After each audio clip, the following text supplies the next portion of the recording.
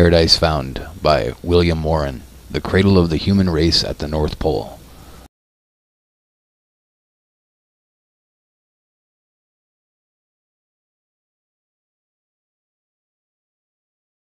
Diagram illustrating the true key to ancient cosmology and mythical geography. Compare page 479. The northern celestial pole in the zenith. AB, the axis of the heavens in perpendicular position. The axis of the earth in perpendicular position.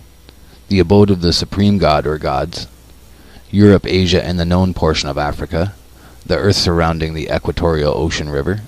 And the abode of disembodied human souls. The abode of demons. The location of submerged Eden. The strength of the hill of Sion. This book is not the work of a dreamer. It is a thoroughly serious and sincere attempt to present what is, to the author's mind, the true and final solution of one of the greatest and most fascinating of all problems connected with the history of mankind. That this true solution has not been furnished before is not strange. The suggestion that primitive Eden was at the Arctic Pole seems at first sight the most incredible of all wild and willful paradoxes, and it is only within the lifetime of our own generation that the progress of geological discovery has relieved the hypothesis of fatal antecedent improbability.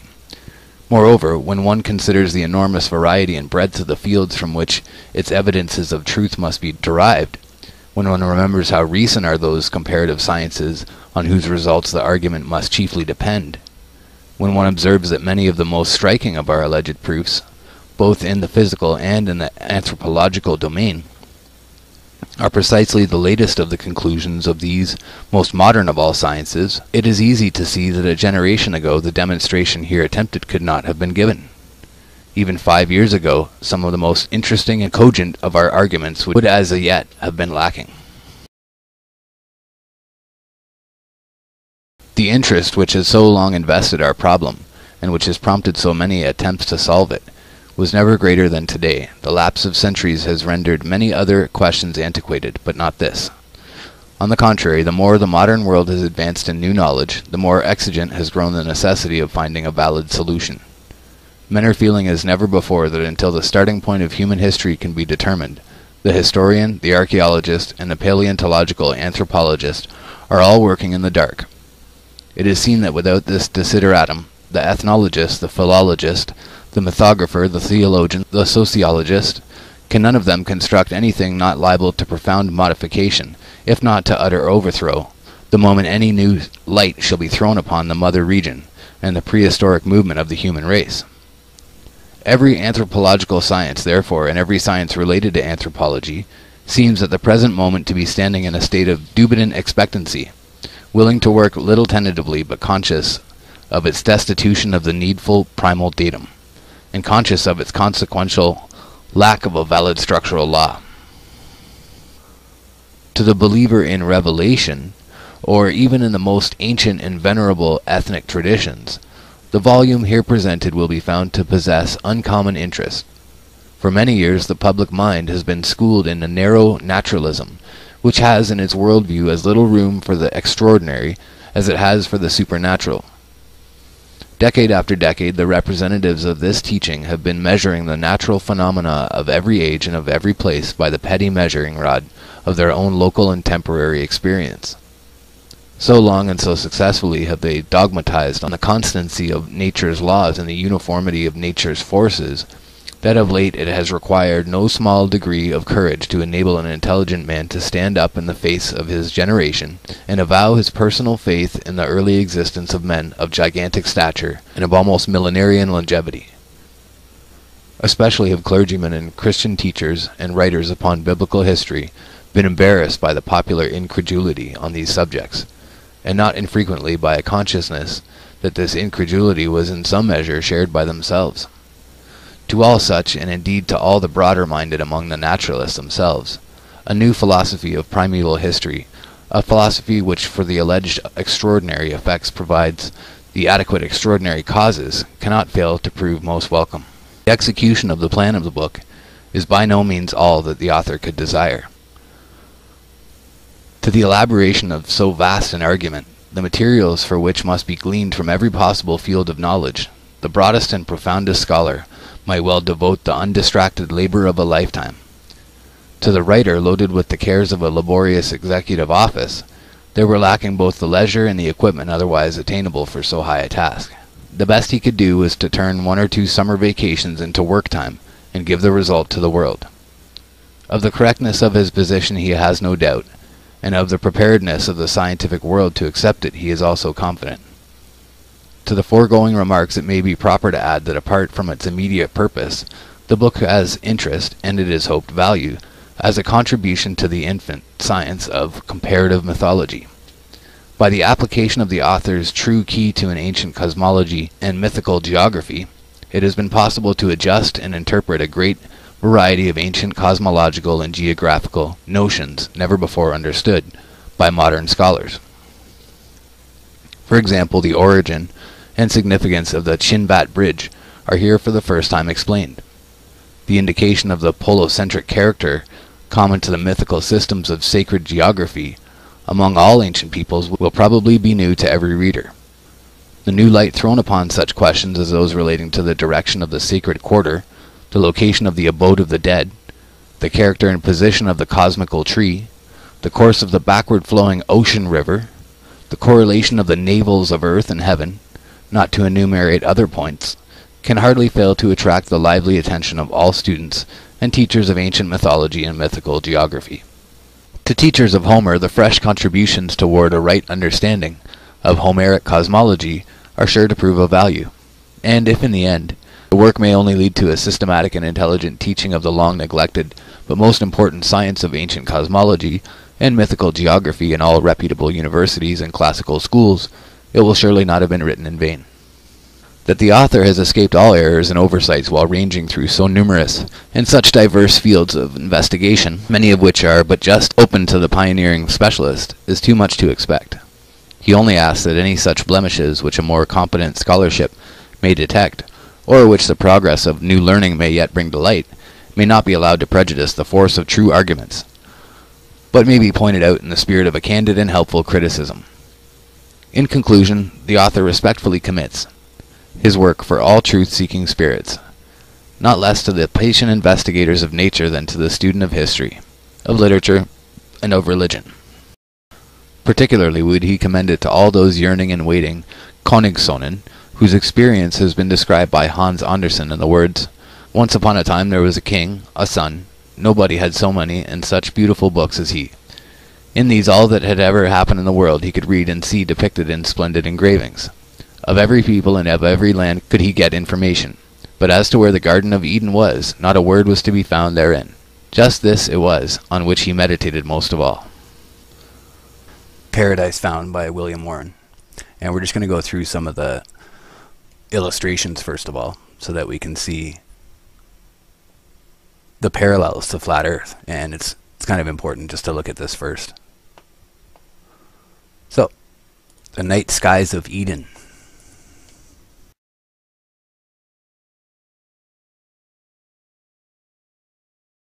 What we'll notice is that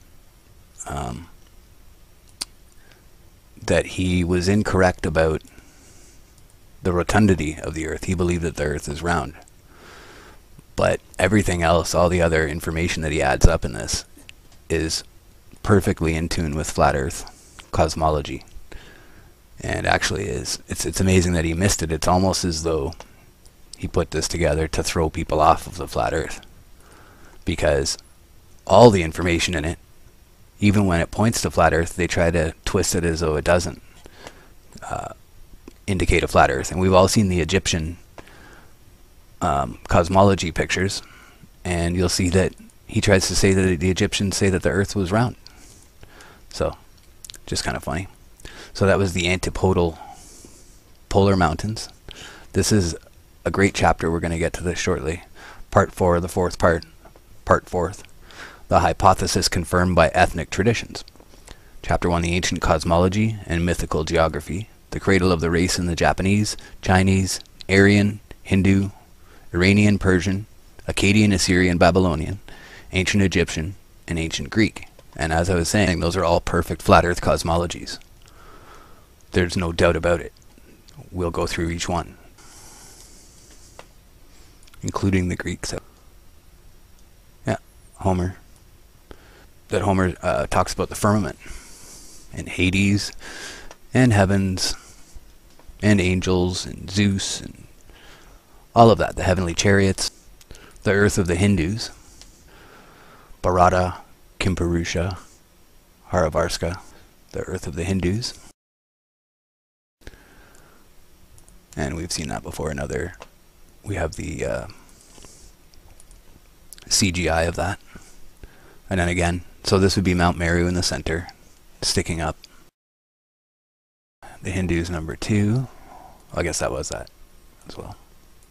Okay. The earth of the Persians. And again, see, that was the flat earth from above.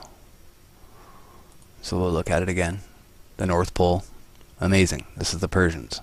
So there is Sumeru again, which ascends to the heavens. We're looking straight down at it. That's the center of the flat earth map. The North Pole ascends to the heavens there.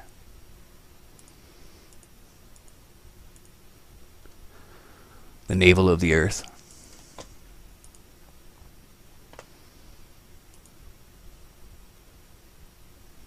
There it is. The North Pole. And this one leaves out, of course, the detail that we have in our other maps there from Mercator.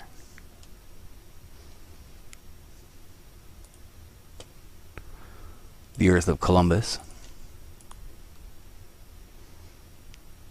Yeah, no, this is what the other one was that I tried to show you. The antipodal polar. I'll go back to that. This one. So I'll read a bit of this.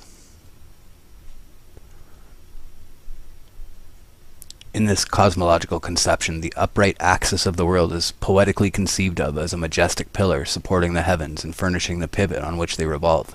Euripides and Aristotle unmistakably identified the pillar of Atlas with this world axis. How interesting a feature this pillar became in ancient mythologies will be seen below in chapter 3rd of this part, in chapter 2nd of part 6, and elsewhere in this volume.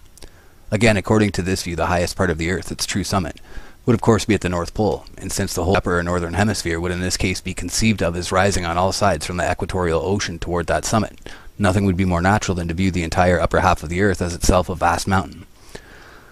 So they feel that there's a giant mountain on the top and a giant mountain on the bottom. Extremely easy for the imagination to carry the summit of so stupendous a mountain into and far above the clouds, and even to extend it to such a height that the gods of heaven might be conceived of as having their abode upon its top. This is precisely what came to pass, and hence in the cosmology of the ancient Egyptians, Akkadians, Assyrians, Babylonians, Persians, Indians, Chinese, and others we find under various names, but always easily recognizable, this mountain of the world, this Weltberg, situated at the North Pole of the earth, supporting or otherwise connecting with the city of the gods, and serving as the axis around which sun, moon, and stars revolve. Often we also find evidence that the under hemisphere was in like manner conceived of as an inverted mountain, antipodal to the mountain of the gods, and connecting at its apex with the abode of demons. So at the top it's the mount of gods, and on the lower it's the mount of the demons. But what we see there, what they're really showing on all their maps that he's misidentifying, is that it's actually the flat earth, and that there's a mountain in the center, and that underneath of that mountain and underneath of the flat earth is where hell is. The world of Homer.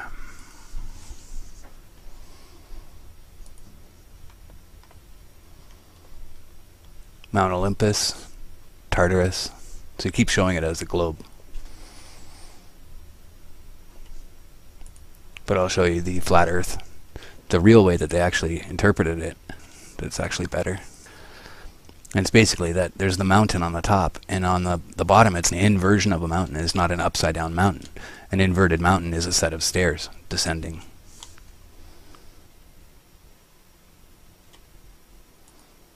Like that. So the flat earth is here and at the North Pole here, or wherever you want to put it. But that's the antipodal version of Mount Meru that descends down at the center.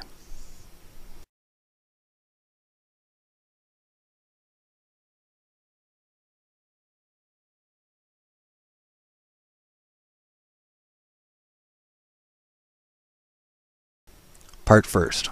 Location of Eden, state of the question.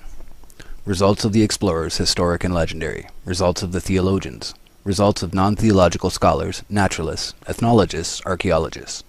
You shall understand that no mortal man may approach to that paradise, for by land no man may go, for wild beasts that are in the deserts, and for the high mountains and great huge rocks that no man may pass by, for the dark places are there.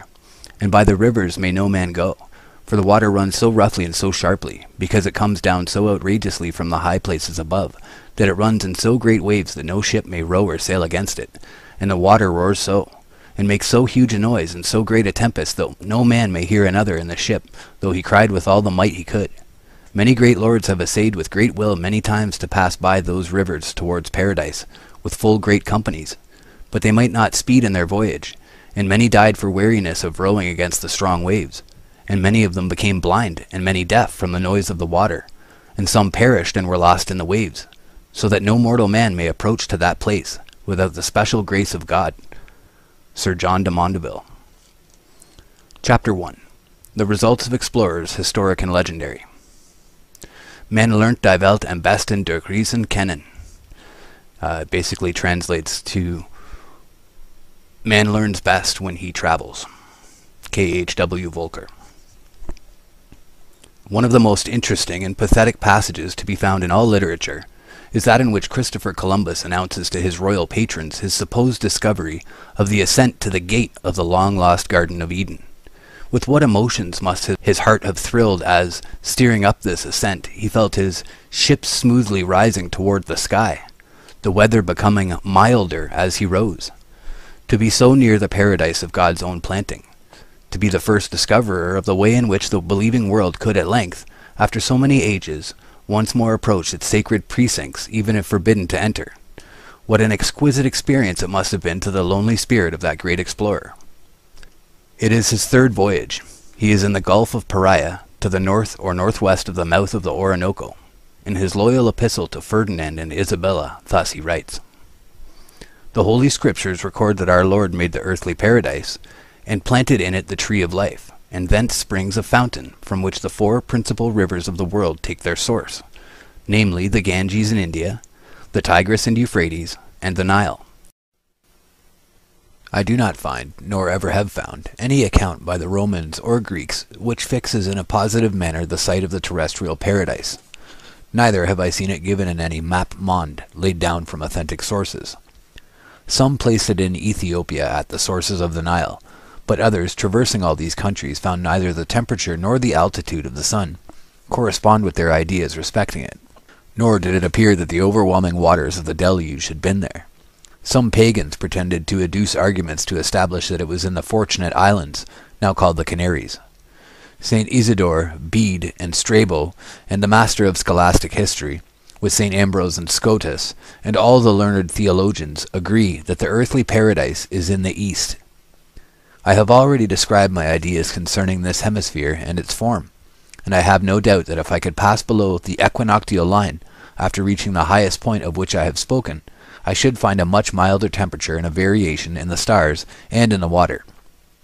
Not that I suppose that elevated point to be navigable, nor even that there is water there. Indeed, I believe it is impossible to ascend thither, because I am convinced that it is the spot of the earthly paradise, whither no one can go but by God's permission.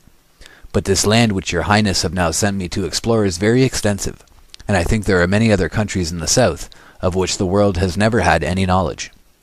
I do not suppose that the earthly paradise is in the form of a rugged mountain, as the descriptions of it have made it appear, but that it is on the summit of the spot, which I have described as being in the form of the stalk or stem end of a pear. The approach to it from a distance must be by a constant and gradual ascent, but I believe that, as I have already said, no one could ever reach the top. I think also that the water I have described may proceed from it, though it be far off, and that stopping at the place I have just left, it forms this lake. There are great indications of this being the terrestrial paradise, for its situation coincides with the opinions of the holy and wise theologians whom I have mentioned, and, moreover, the other evidences agree with the supposition. For I have never either read or heard of fresh water coming in so large a quantity in close conjunction with the water of the sea. The idea is also corroborated by the blandness of the temperature, and if the water of which I speak does not proceed from the earthly paradise, it seems to be a still greater wonder, for I do not believe that there is any river in the world so large and deep. When I left the Dragon's Mouth, which is the northernmost of the two straits which I have described, and which I so named on the day of Our Lady of August the 1st, I found that the sea ran so strongly to the westward that between the hour of Mass, when I weighed anchor, and the hour of Complines, I made 65 leagues of 4 miles each, and not only was the wind not violent, but on the contrary very gentle, which confirmed me in the conclusion that in sailing southward there is a continuous ascent, while there is a corresponding descent towards the north. I hold it for certain that the waters of the sea move from east to west with the sky, and that in passing this track they hold to a more rapid course, and have thus eaten away large tracts of land, and hence has resulted this great number of islands. Indeed, these islands themselves afford an additional proof of it, for on the one hand all those which lie west and east, or a little more obliquely northwest and southeast, are broad, while those which lie north and south, or northeast and southwest, that is, in a directly contrary direction to the said winds, are narrow. Furthermore, that these islands should possess the most costly productions is to be accounted for by the mild temperature, which comes to them from heaven, since these are the most elevated parts of the world. It is true that in some parts the waters do not appear to take this course, but this only occurs in certain spots where they are obstructed by land, and hence they appear to take different directions. I now return to my subject of the land of Gracia, and of the river and lake found there, which latter might more properly be called a sea, for a lake is but a small expanse of water which, when it becomes great, deserves the name of a sea, just as we speak of the Sea of Galilee and the Dead Sea. And I think that if the river mentioned does not proceed from the terrestrial paradise, it comes from an immense tract of land situated in the south, of which hitherto no knowledge has been obtained. But the more I reason on the subject, the more satisfied I become that the terrestrial paradise is situated in the spot I have described, and I ground my opinion upon the arguments and authorities already quoted. May it please the Lord to grant your Highness a long life, and health and peace, to follow out so noble an investigation, in which I think our Lord will receive great service, Spain considerable increase of its greatness, and all Christians much consolation and pleasure, because by this means the name of our Lord will be published abroad. Alas for the hope of settling the problem of Eden's site by actual exploration! Columbus never lived to find his paradise, and geographers have long ago ascertained that the golden summit of the world is not in Venezuela, nor in any of its neighbor states. Of course, Columbus supposed himself to be off the eastern coast, not of a new continent, but of Asia. His idea of the location of the terrestrial paradise as in, or to the eastward of, farther India, was the prevailing idea of his age. The Hereford map of the world, dating from the 13th century, represents the favored spot as a circular island to the east of India, and as separated from the mainland not only by the sea, but also by a battlemented wall, with its one gate to the west, through which our first parents were supposed to have been expelled. Hugo de St. Victor wrote, "Paradise is a spot in the Orient productive of all kinds of wood and palmiferous trees. It contains the tree of life. There is neither cold nor heat there, but perpetually an equable temperature. It contains a fountain which flows forth in 4 rivers." So Gautier de Metz, in a poem written in the 13th century, describes the terrestrial paradise as situated in an unapproachable region in Asia, surrounded by flames, and guarded at its only gate by an armed angel.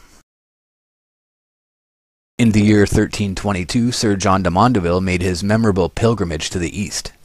In his account of these travels, after describing the marvelous kingdom of Prester John in India, he says, "And beyond the land and isles and deserts of Prester John's lordship, and going straight towards the east, men find nothing but mountains and great rocks, and there is the dark region where no man may see, neither by day nor by night, as they of the country say. And that desert and that place of darkness lasts from this coast unto terrestrial paradise, where Adam our first father and Eve were put, who dwelt there but a little while, and that is towards the east, at the beginning of the earth. Of paradise I cannot speak properly, for I was not there. It is far beyond, and I repent not going there, but I was not worthy. But as I have heard say of wise men beyond, I shall tell you with good will, terrestrial paradise, as wise men say, is the highest place of the earth, and it is so high that it nearly touches the circle of the moon there, as the moon makes her turn. For it is so high that the flood of Noah might not come to it, that would have covered all the earth of the world all about and above and beneath except paradise. And this paradise is enclosed all about with a wall, and men know not whereof it is, for the wall is covered all over with moss, as it seems." And it seems not that the wall is natural stone, and that wall stretches from the south to the north, and it has but one entry, which is closed with burning fire, so that no man that is mortal dare enter. And in the highest place of paradise, exactly in the middle, is a well that casts out 4 streams, which run by diverse lands, of which the first is called Pison or Ganges, that runs through India or Emlak, in which river are many precious stones and much lignum, aloes, and much sand of gold. And the other river is called Nile, or Gison, which goes through Ethiopia, and after through Egypt.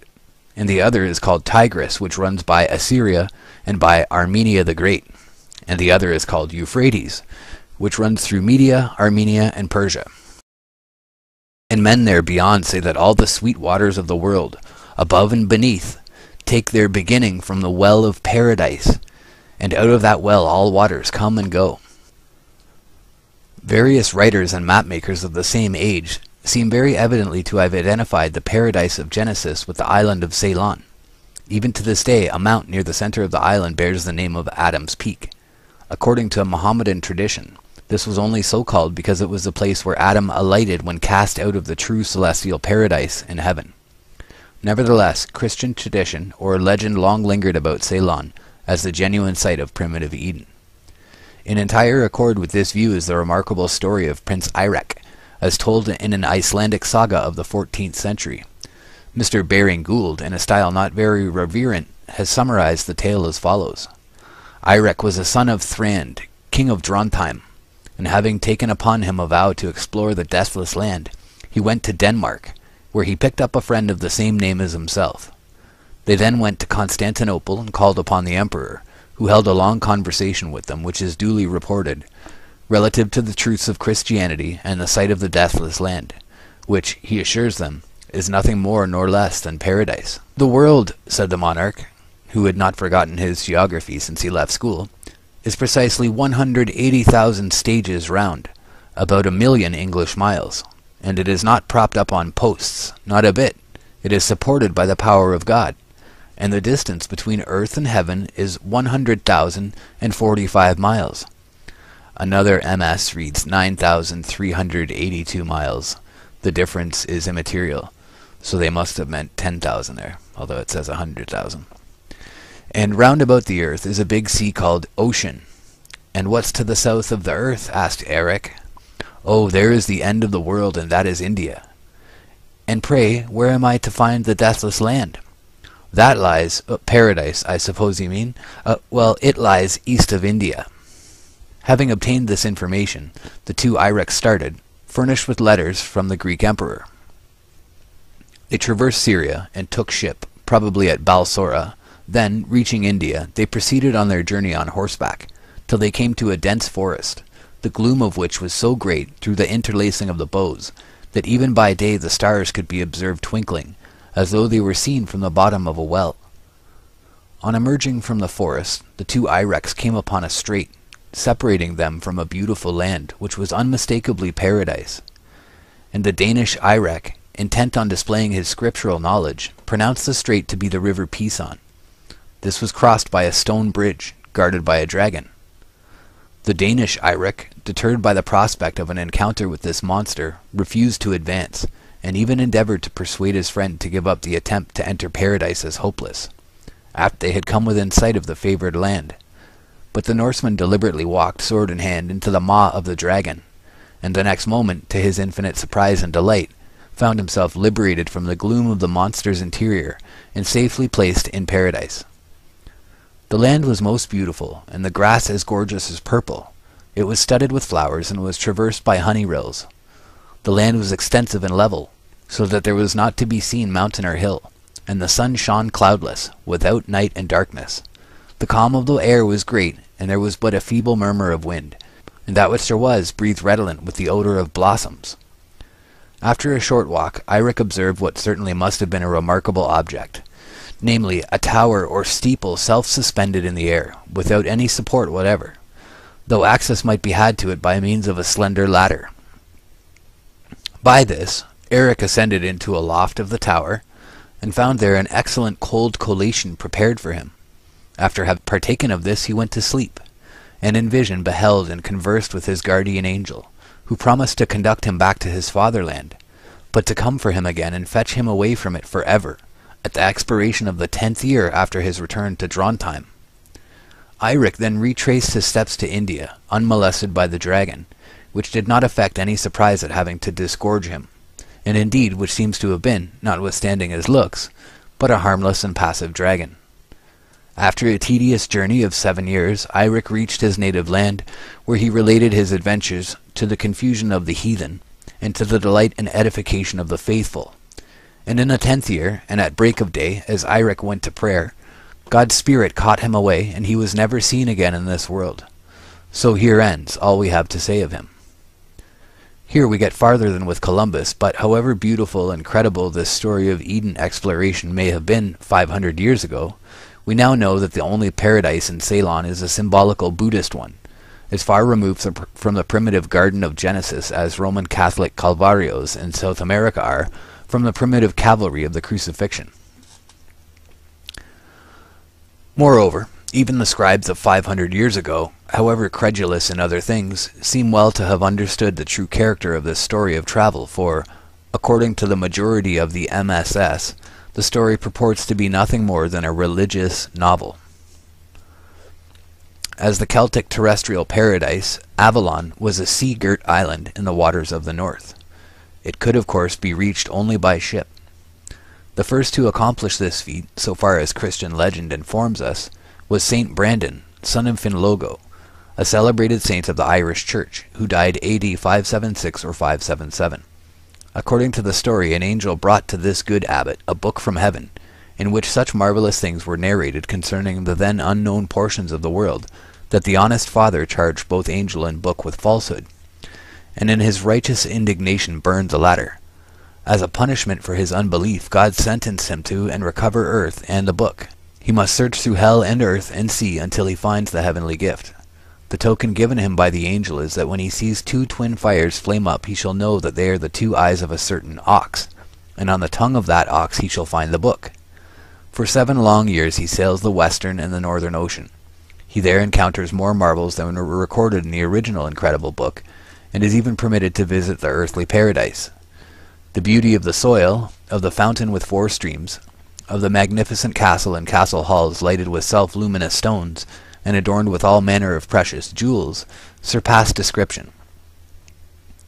The stay of the party seems, however, to have been short, and unfortunately just where the island was located the commander forgets to mention.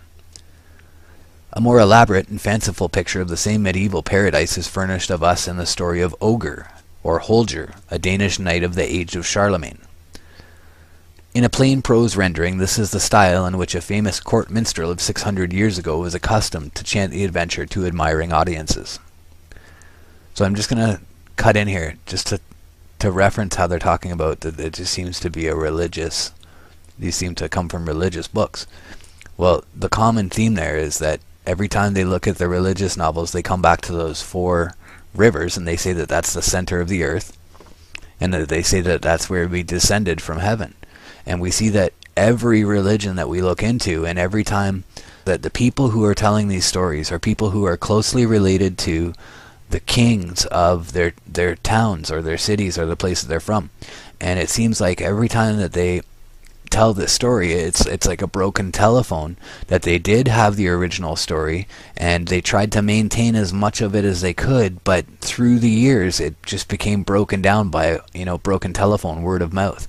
And so some of the traits are maintained, but a lot of them are lost. And until you look at the actual scripture, which is the Enochian part that we're coming to, it doesn't make any sense. What they continue to do is to slough off the information, because they say that, well, it must have come from some religious source, and so therefore it has no worthiness, it has no basis in reality.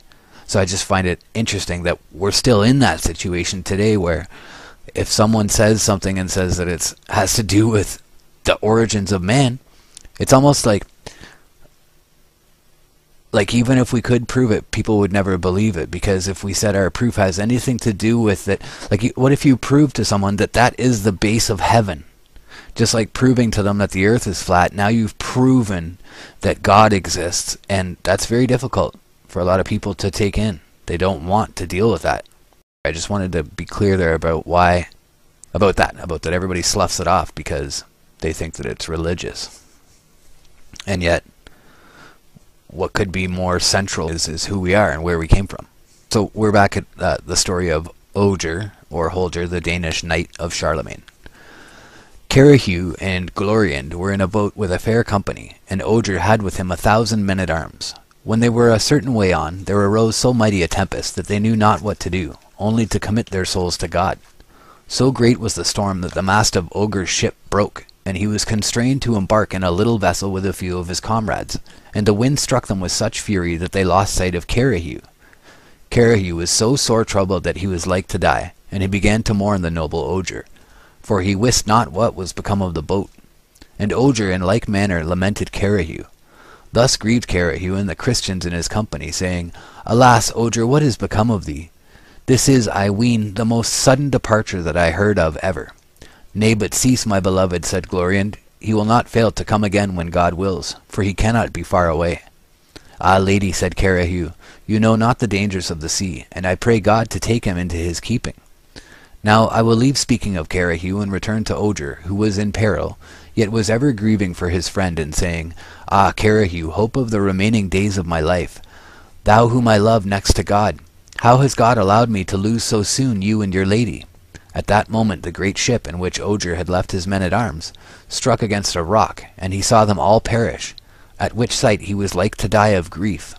And presently a lodestone rock began to draw towards it the boat in which Ogier was.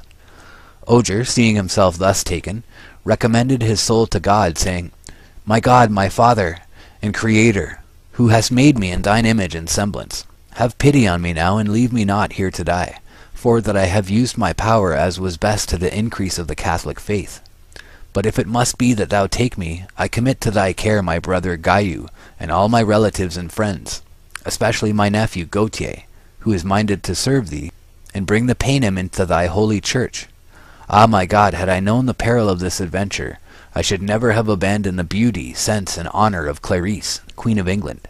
Had I but gone back to her, I should have seen, too, my redoubted sovereign, Charlemagne, with all the princes who surround him.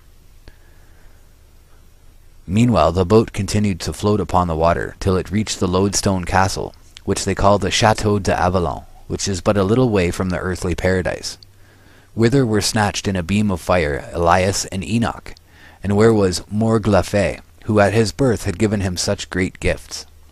Then the mariners saw well that they were drawing near to the lodestone rock, and they said to Ogier, My lord, commend thyself to God, for it is certain that at this moment we are come to our voyage's end. And as they spake, the bark with a swing attached itself to the rock, as though it were cemented there. That night Ogier thought over the case in which he was, but he scarce could tell of what sort it might be. And the sailors came and said to Ogier, My lord, we are held here without remedy, wherefore let us look to our stores, for we are here for the remainder of our lives. To which Ogier made answer, If this be so, then will I make consideration of our case, for I would assign to each one his share, to the least as to the greatest. For himself Ogier kept a double portion, for it is the law of the sea that the master of the ship has as much as 2 others. But if that rule had not been, he would still have needed a double quantity, for he ate as much as 2 common men. When Ogier had apportioned his share to each, he said, Masters, be sparing, I pray you, of your food as much as you may, for so soon as you have no more, be sure that I myself will throw you into the sea. The skipper answered him, My lord, thou wilt escape no better than we. Their food failed them all, one after another, and Ogier cast them into the sea, and he remained alone. Then he was so troubled that he knew not what to do. Alas, my God, my Creator, said he, hast thou at this hour forsaken me? I have now no one to comfort me in my misfortune. Thereupon, whether it were his fantasy or no, it seemed to him that a voice replied, God orders that so soon as it be night thou go to a castle after thou hast come to an island, which thou wilt presently find. And when thou art on the island thou wilt find a small path leading to the castle, and whatsoever thing thou seest there, let that not affray thee. And Ogier looked, but wist not who had spoken. Ogier waited the return of night, to learn the truth of that which the voice foretold, and he was so amazed that he wist not what to do, but set himself to the trial.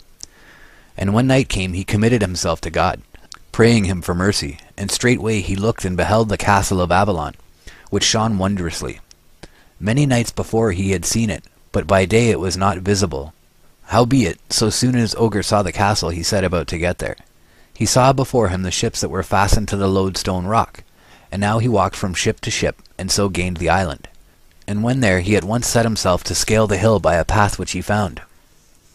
When he reached the gate of the castle and sought to enter, there came before him 2 great lions, who stopped him and cast him to the ground. But Ogre sprang up and drew his sword, Curtain, and straightway cleft one of them in twain. Then the other sprang and seized Ogre by the neck, and Ogre turned round and struck off his head. When Ogre had performed this deed, he gave thanks to our Lord, and then he entered the hall of the castle, where he found many viands, and a table set as if one should dine there. But no prince nor lord could he see. Now he was so amazed to find no one, save only a horse, which sat at the table as if it had been a human being.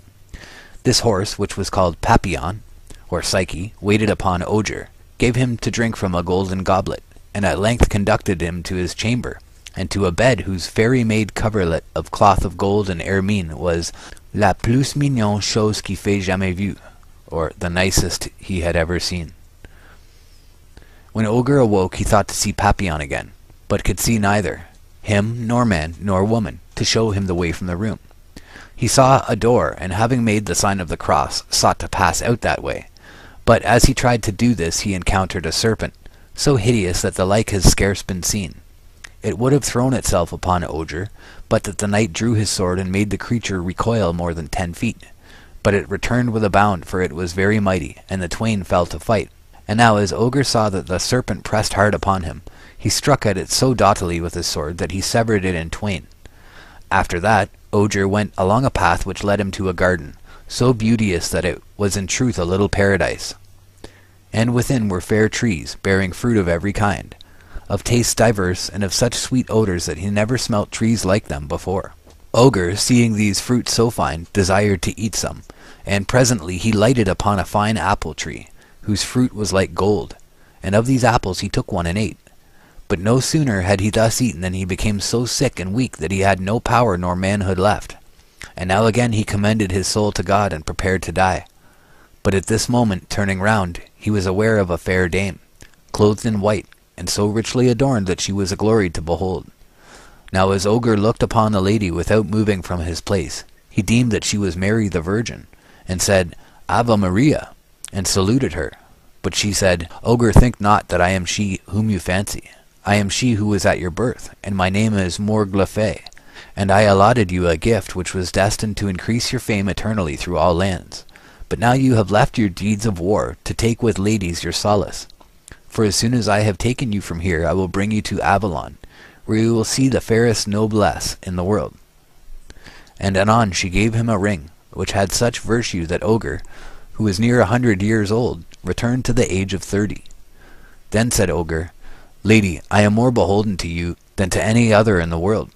Blessed be the hour of thy birth, for, without having done aught to deserve at your hands, you have given me countless gifts, and this gift of new life above them all.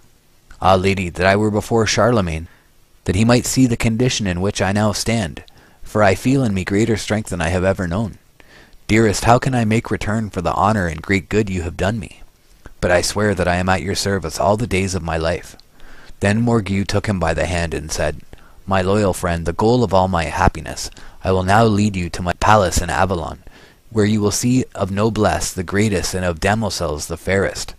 And she took Ogre by the hand and led him to the castle of Avalon, where was King Artus and Alberon and Melambron, who was a sea-fairy. As Ogre approached the castle, the fairies came to meet him, dancing and singing marvellously sweetly. And he saw many fairy dames, richly crowned and apparelled.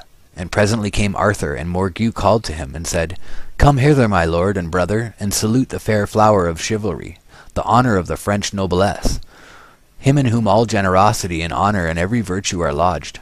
Ogre le Danois, my royal love, my only pleasure, in whom lies for me all hope of happiness. Then Morgue gave Ogre a crown to wear, which was so rich that none here could count its value, and it had beside a wondrous virtue. For every man who bore it on his brow forgot all sorrow and sadness and melancholy, and he thought no more of his country nor of his kin that he had left behind him in the world. We leave Ogre thus, bien assis et entretenu des dames qui s'étaient marveillées, and return to the earth, where things were not going so well. For while Ogre was in Fairy, the Paynim assembled all their forces and took Jerusalem, and proceeded to lay siege to Babylon. That is Cairo at the time. Then the most valiant knights who were left on earth, Moisant and Florian and Carahue and Gautier, Ogre's nephew, assembled all their powers to defend this place. But they lamented greatly because Ogre was no more. And a great battle took place without the walls of Babylon, in which the Saracens, assisted by a renegade, the Admiral Gandice, gained the victory. Ogre had long been in the castle of Avalon, and had begotten a son by Morgue, when she, having heard of these doings and of the danger to Christendom, deemed it needful to awake Ogre from his blissful forgetness of all earthly things, and tell him that his presence was needed in this world once more. Thereupon follows an account of Ogre's returning to earth, where no one knew him, and all were astonished at his strange garb and bearing. He inquired for Charlemagne, who had been long since dead. The generation below Ogre had grown to be old men, yet he still had the habit of a man of 30. We need not wonder that his talk excited suspicion, but at length he made himself known to the King of France, joined his army, and put the Paynim to flight. He had now forgotten his life in Fairy. He was beloved by the Queen of France, the king having been killed, and was about to marry her, when Morgue again appeared and carried him off to Avalon. Looking back over this long story to see just where it locates its paradise and how one could get there, we find the data extremely few and discouraging, and the older story in Plutarch respecting the same Isle of Blessedness is not less destitute of indications as to exact locality. Going some centuries farther back, we find another traveler who claims to have been in terrestrial paradise. He says, "As I looked towards the north, over the mountains, I saw 7 mountains full of precious balsam and odorous trees, and cinnamon and pepper. And from thence I went over the summits of these mountains far towards the east, and passed on still farther over the sea, and came far beyond it. And I came into the garden of righteousness, and saw a many-colored crowd of trees of every kind. For many and great trees flourish there, very noble and lovely. And the tree of wisdom, which gives wisdom to anyone who eats of it. It is like the Johannes bread tree. Its fruit is like a cluster of grapes, very good, and the fragrance of the tree spreads far around. And I said, Fair is this tree, and how beautiful and ravishing its look. And the holy angel Raphael, who was with me, answered and said to me, This is the tree of wisdom of which thy forefathers, thy hoary first parent and thy aged first mother ate, and found the knowledge of wisdom, and their eyes were opened, and they knew that they were naked, and were driven out of the garden." This favored explorer, who had the special advantage of being guided by a holy angel, was the unknown author of the Book of Enoch, which writing is believed by some to be as old as the 2nd century before Christ. No one can read many chapters of his production, however, without arriving at the firm conclusion that sacred geography has little to hope from such a source, however ancient. Coming down to the travelers of our own time, we fare no better, even though they do not tax our credulity with stories of angelic guides or of guardian dragons. One, writing only 10 years ago, professedly from the very garden itself, momentarily raises our expectations when he says, "Discoveries made within the last decade tend to confirm the supposition that the primeval abode of man was near the confluence of the Euphrates and the Tigris, and it is not too much to anticipate the exhuming of inscribed tablets, which will fully establish this belief." But as suddenly as our hopes are excited, so suddenly do they die away in disappointment. Incredulous critics greet the suggestion of exhuming inscribed tablets on the subject with a chorus of derisive laughter. The author himself does not venture to give any of the discoveries made within the last decade which tend to confirm the notion that Eden was located at the point described. On the contrary, in the immediately following sentence, he takes leave of the subject, and so doing gives us over to his own admitted uncertainty in the following terms. And although, after the lapse of so many centuries, exact correspondence of topography is not to be expected, yet guided by the general features of the scene rather than by the minuter ones, the present traditional Garden of Eden may be accepted until another has been discovered, and its identity more clearly proved. In such darkness dies out the kindled hope. Meantime, in a letter to Sir Roderick Murchison, published in the Athenaeum, not far from the same date, the indefatigable Livingstone disclosed the secret of his tireless perambulations through Central Africa. He believed that at the sources of the Nile, could he once discover them, he would stand upon the site of the primeval paradise. Evidently, exploration, wonderful as have been its achievements, has not yet solved the problem of the site of Eden. To this day, the word of Pindar, uttered 500 years before Christ, has remained true. Quote, "Neither by taking ship, neither by any travel on foot, to the Hyperborean field, shalt thou find the wondrous way." Chapter 2. The results of theologians. Some have placed it in the third heaven, some in the fourth, and in the heaven of the moon, in the moon itself, on a mountain near the lunar heaven, in the middle region of the air, out of the earth, upon the earth, beneath the earth, in a place that is hidden and separated from man. It has been placed under the northern pole, in Tartary, or in the place now occupied by the Caspian Sea. Others placed it in the extreme south, in the land of fire, others in the Levant, or on the shores of the Ganges, or in the island of Ceylon. It has been placed in China, or in an accessible region beyond the Black Sea, by others in America, in Africa, etc. All this from Bishop Hewitt. For me, it's very clear that it was at the North Pole, and then we had the flood, and the peoples that had been there were dislocated to the other regions after the flood. That the boat landed on Mount Ararat, or somewhere near that location. In fact, I think it's on Ararat, but the ark landed there, and the people descended there, and that's why you have civilization springing from that area, being the Middle East. But that originally that's when they found two rivers there and called them, naming them after what they called them when they were in paradise or close to paradise at Mount Meru. So they renamed those rivers for rivers that they knew before the flood. But they were naming rivers that were thousands of miles away from where they were, because during the flood, when Noah got on the ark and that, they drifted to a much farther place. Theologians, so back to the text now. That was me talking and thinking out loud about what I think about it.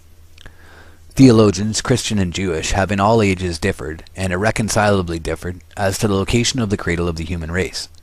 The evidences of this are so well known, or so easily accessible to every intelligent reader, that they need not be adduced in this place. The fathers and theologians of the early church and of the Middle Ages held many curious and conflicting opinions upon the subject.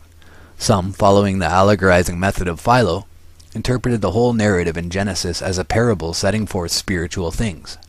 Eden was not a place, but a state of spiritual blessedness. The four rivers were not rivers, but the four cardinal virtues, etc. The majority, however, held to the historic character of the narrative, and to the strictly geographical reality of Eden. To the question of its location, numberless were the answers. Often it was in the Far East, beyond all lands inhabited by men. Sometimes it was thought of as perhaps within or under the earth, in the regions of the dead. Sometimes it was neither on nor below the earth, but high above it, in the third heaven, or some way associated with the lunar orbit. Again, it would be stated that there are two paradises, a celestial and a terrestrial one, the one in heaven, the other on the earth. Tertullian, conceiving of the torrid zone as the flaming sword which turned every way to keep the way of the tree of life from Genesis 3:24, placed Eden beyond it in the southern hemisphere. Now it was at the bottom of the sea, or again it held a position midway between earth and heaven. Anon, it was on the summit of a miraculous mountain, which rose to the height of the moon. Of this mountain only the base was washed, when by the waters of the deluge all other mountains were covered. It was conceived of as rising in 3 gigantic stages to its stupendous height. All kinds of marvelous plants and precious metals and gems adorned it.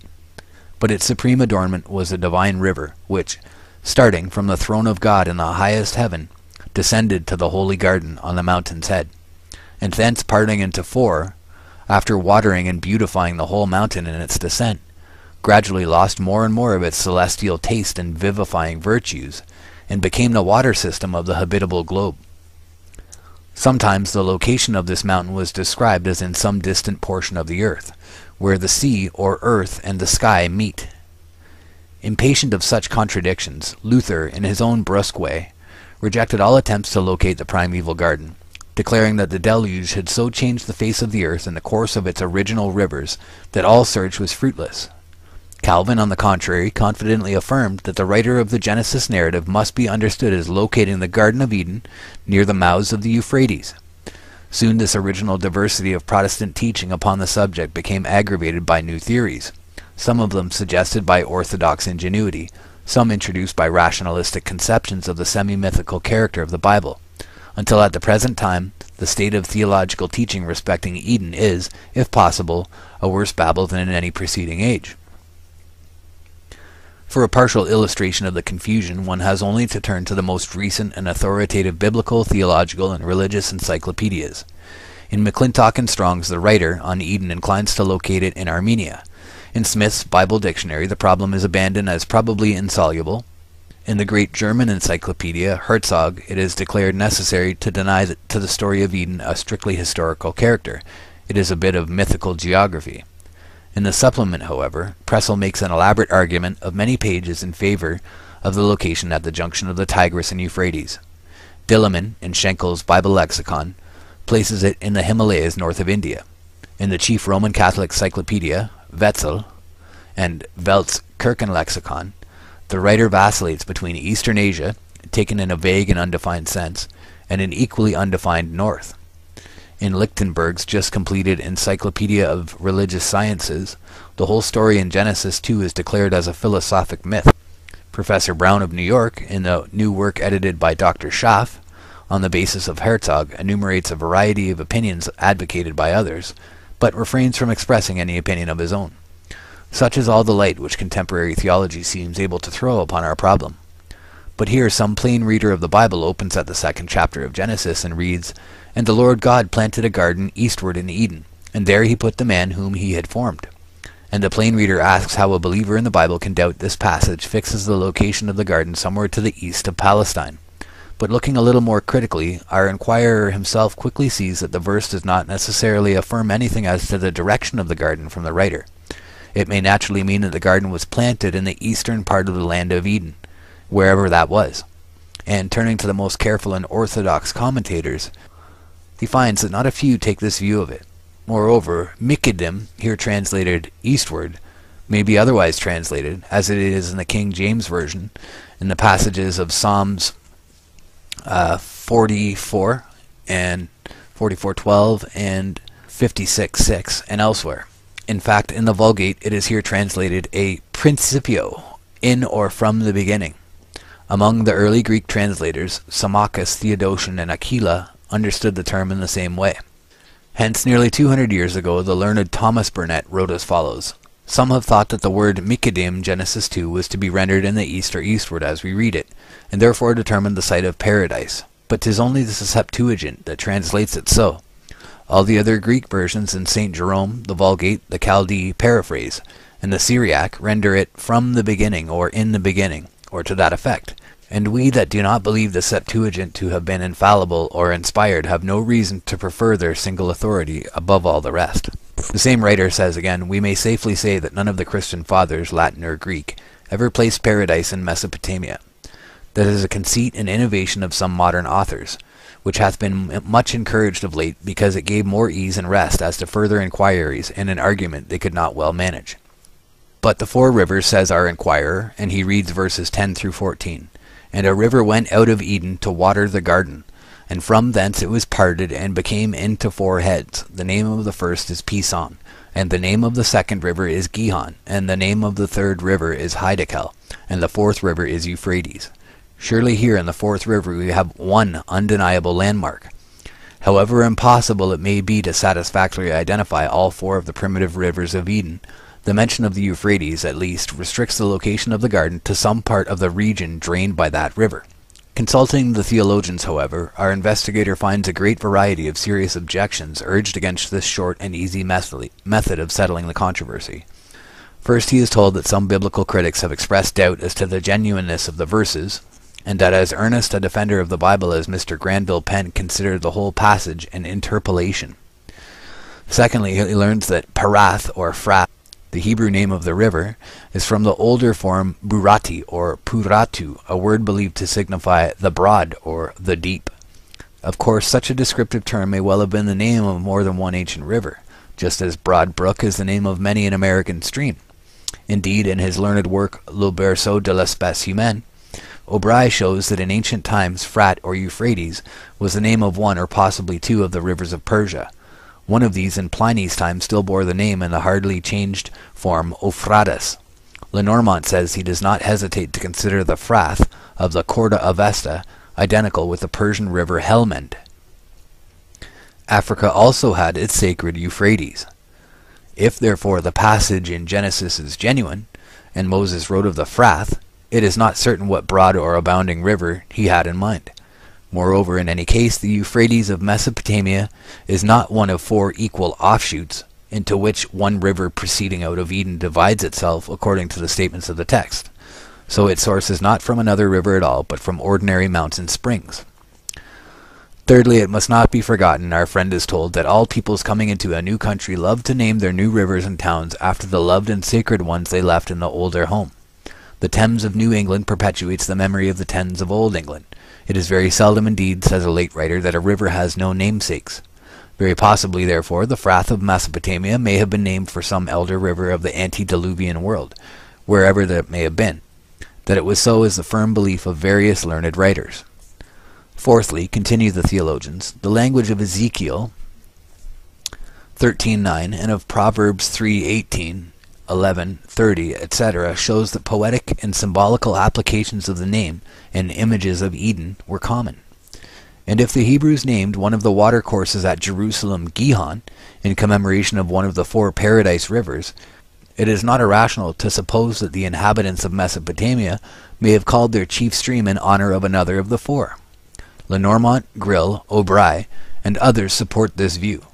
They might have rendered the probability still stronger by calling attention to the fact that the oldest name of Babylon, Tin-Tir-Ki, was of the same commemorative or symbolical character, and signified the place of the tree of life. Finally, pursuing these curious investigations further, our plain reader finds mention in Pausanias 2:5 of a strange belief of the ancients, according to which the Euphrates, after disappearing in a marsh and flowing a long distance underground, rises again beyond Ethiopia, and flows through Egypt as the Nile. This reminds him of the language of Josephus, according to which the Ganges, the Tigris, the Euphrates, and the Nile are all but parts of one river which ran round about the whole earth, the Oceanos rivers of the Greeks, or the Okeanos river of the Greeks.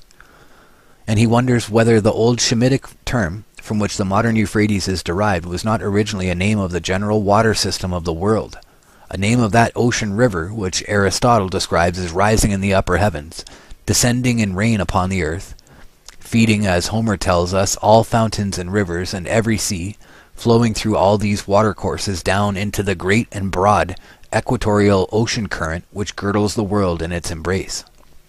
Thence branching out from the further shore into the rivers of the underworld, to be at last fire-purged and sublimated, and returned in purity to the upper heavens to recommence its round. And just as he is wondering over the question, he finds that some of the Assyriologists, in their investigation of pre-Babylonian Akkadian mythology, have found reason to believe this surmise correct, and to say that in that mythology the term Euphrates was applied to the rope of the world, the encircling river of the snake god of the tree of life, the heavenly river which surrounds the earth.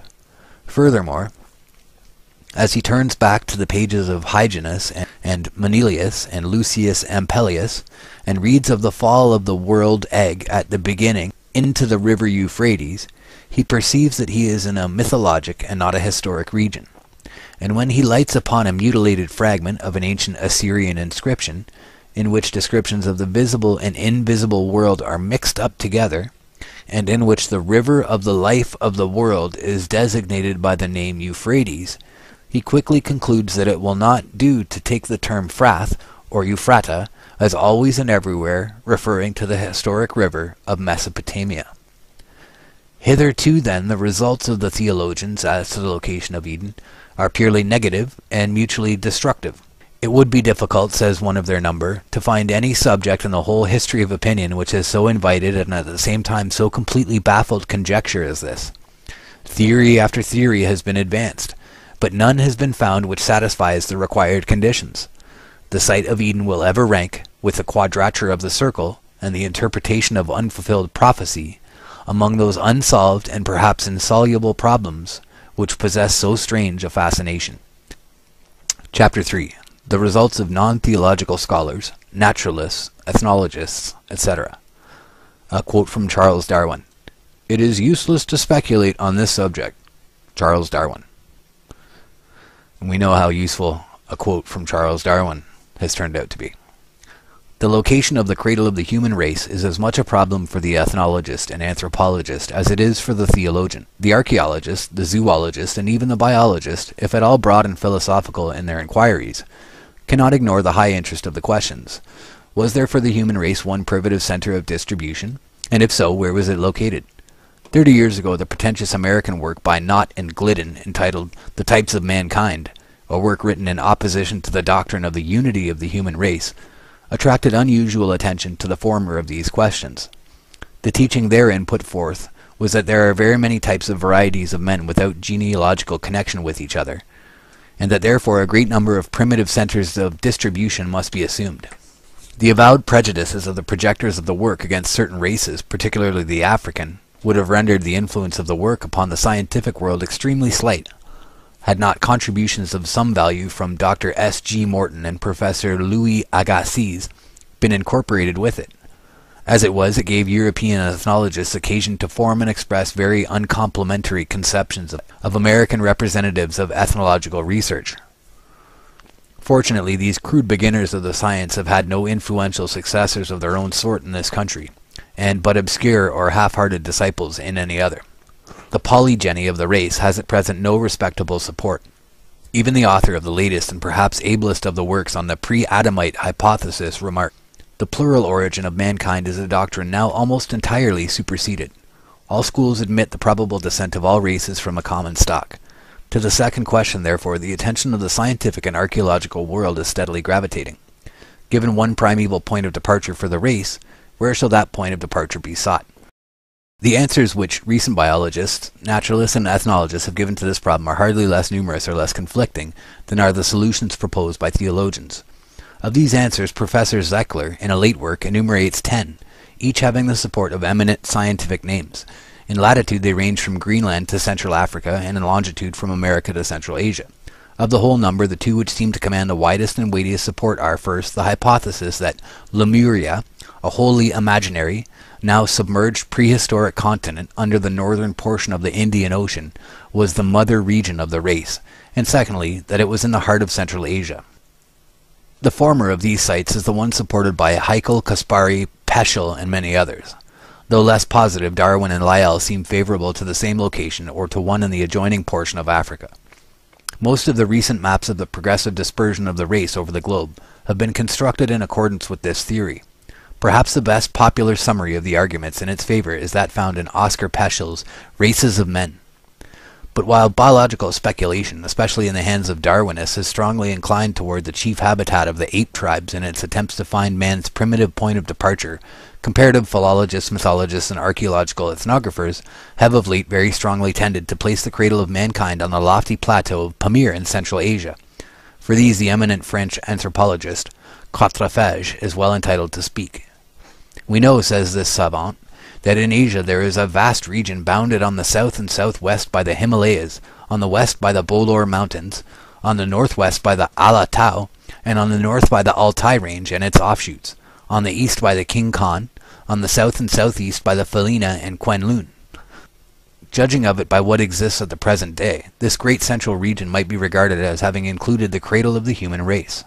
In fact, the three fundamental types of all the races of mankind are represented in the populations grouped around this region.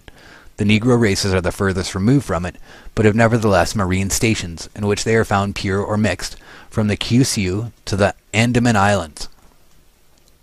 On the continent, they have mingled their blood with nearly all the inferior castes and classes of the two Gangetic peninsulas. They are still found pure in each of them.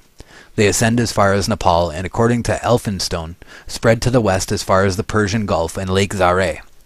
The yellow race, pure or mixed here and there with white elements, seems alone to occupy the area in question. The circumference of this region is peopled by it to the north, the east, the southeast, and the west. In the south it is more mixed, but it none the less forms an important element of the population. By its allophilian representative seems to have disputed the possession of even the central area itself with the yellow race.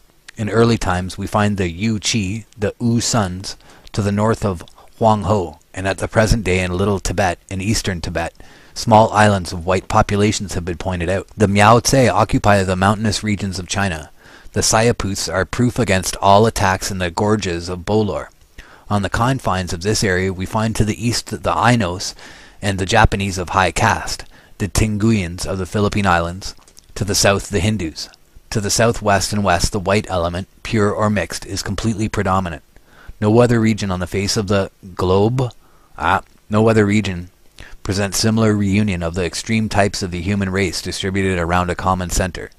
This fact of itself might suggest to the naturalist the conjecture which I have expressed above, but we may appeal to other considerations. One of the weightiest of these is drawn from philology.